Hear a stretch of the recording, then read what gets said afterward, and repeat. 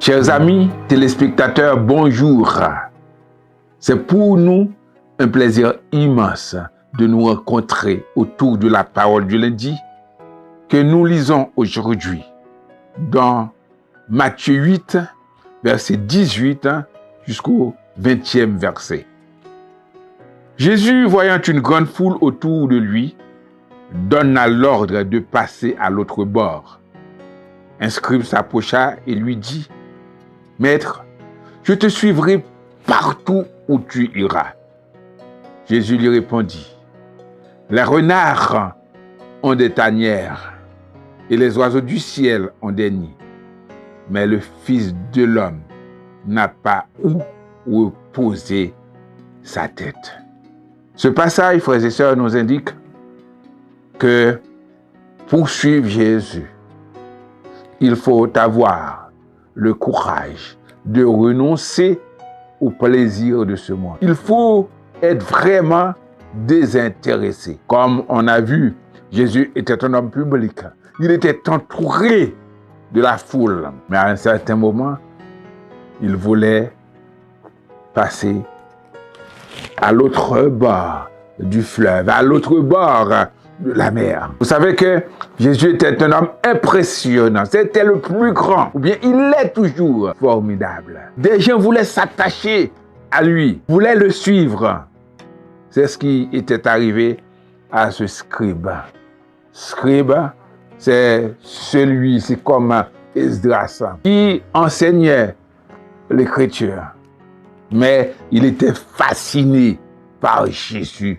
Il voulait aller partout. Il voulait être un vrai disciple, te suivre partout. C'était le désir de ces scribes. Suivre Jésus partout.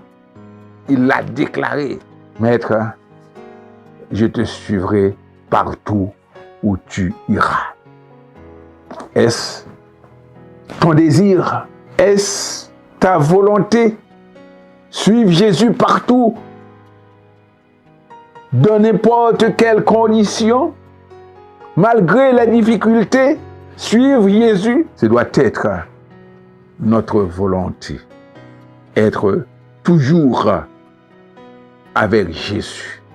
Être toujours tout près de Jésus. Mais il y a un problème. De nos jours, on prêche la prospérité.